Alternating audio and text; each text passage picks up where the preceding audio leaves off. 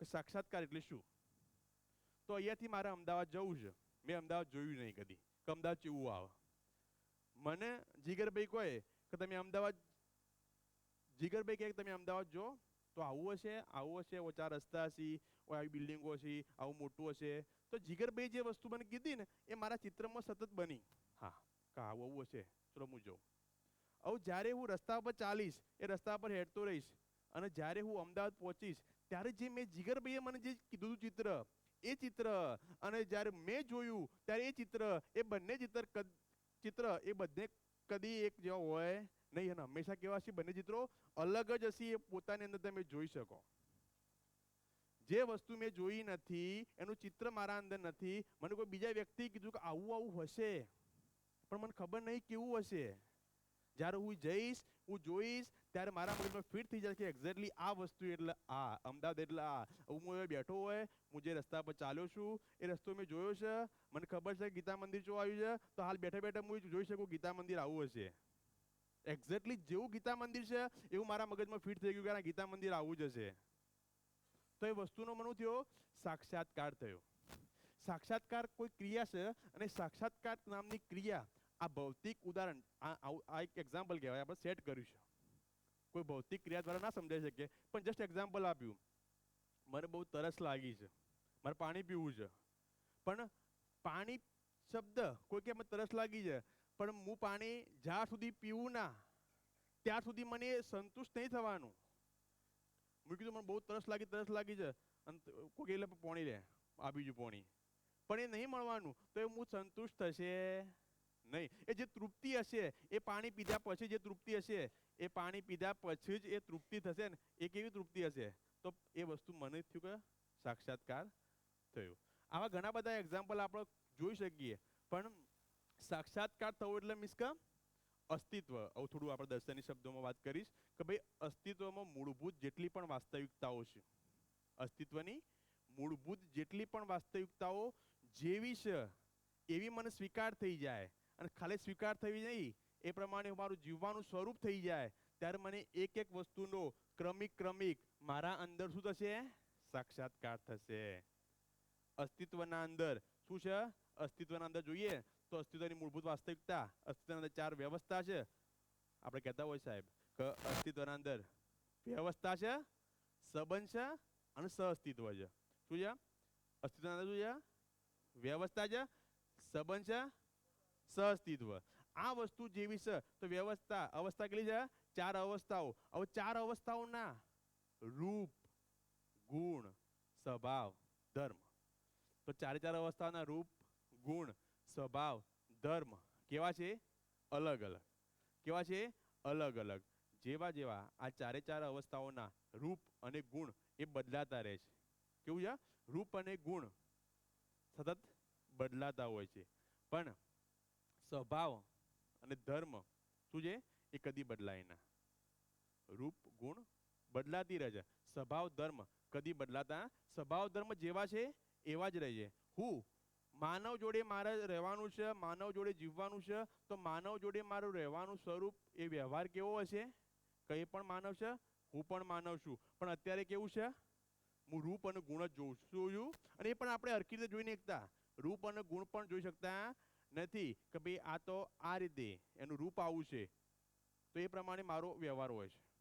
ગુણના આધારે મારો વ્યવહાર હોય છે. પણ ખરા અર્થમાં માનવનો જે સ્વભાવ જોઈએ તો માનવનો સ્વભાવ મૂળ શું છે? શું છે? ધર્મ સુખી થવાનો સ્વભાવ શું છે? ધીરતા, વીરતા, ઉદારતા, દયા, કૃપા, કરુણા. તો આ શબ્દો છે એ જેવા શબ્દો છે, એ જે પણ જેવા શબ્દો છે એ સ્વભાવ મને માનવનો ક્લિયર થાય કે એક્ઝેક્ટલી માનવ એટલે આ. કે માનવનો ધીરતા, વીરતા, ઉદારતા, દયા, કૃપા, કરુણા, એ જે સ્વભાવ જેવો છે એ મારા અંદર સ્થિર થઈ જાય કે ભાઈ માનવ એટલે આ. એ જે સ્વભાવ છે એને જાતે કરીને આવું નહીં કર્યું હોય, એની કંઈક આશા હશે.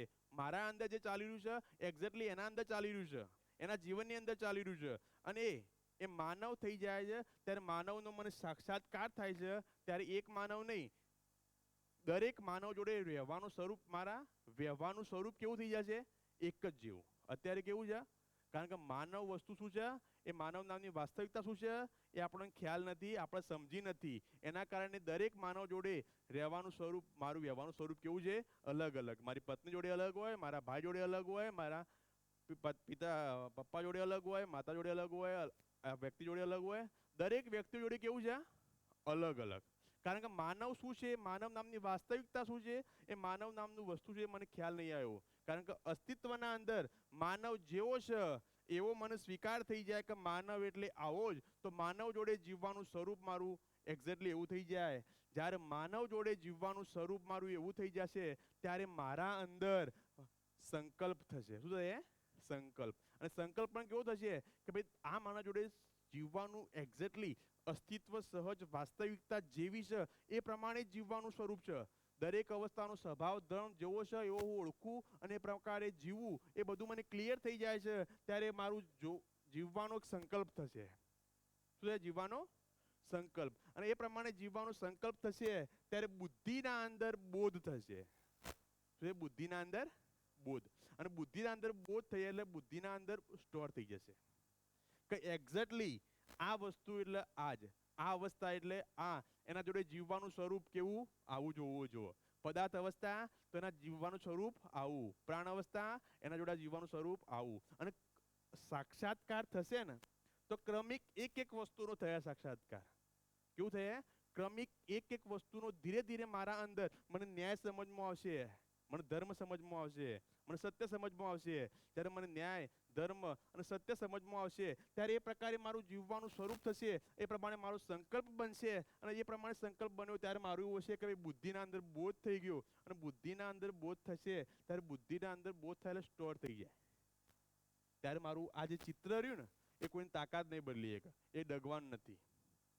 એ ચારેય અવસ્થાઓ જોડે મારું ચિત્ર ફિક્સ થઈ ગયું કે એક્ઝેક્ટલી આ વસ્તુ એટલે આ જ, આ અવસ્થામાં આ રીતે જીવવાનું હોય, એનું સ્વરૂપ આ છે. આ પ્રકારે મારું બુદ્ધિના અંદર સ્ટોર થઈ ગયું. એ પ્રકારે ફરી મારો સંકલ્પ થઈ ગયો. એ પ્રકારે ચિત્ર મારું બદલાઈ ગયું. કારણ કે પહેલા ચિત્ર જે અલગ હતું અને અત્યારનું ચિત્ર બદલાઈ ગયું. અને અત્યારનું ચિત્ર બદલાશે ત્યારે મારી તુલનની દ્રષ્ટિ પણ બદલાશે. શું બદલાશે? તુલનની દ્રષ્ટિ મારી ન્યાય ધર્મ સત્ય તરફ જશે. અને એ પ્રકારે મારું વિશ્લેષણ થશે. અને ત્યારે મારું આસ્વાદન કેવું થશે? મૂલ્યમૂલક અને લક્ષમૂલક. એક લક્ષની ક્લિયરિટી મને બની જાય છે કે એક્ઝેક્ટલી આ જીવવાનું સ્વરૂપ આ.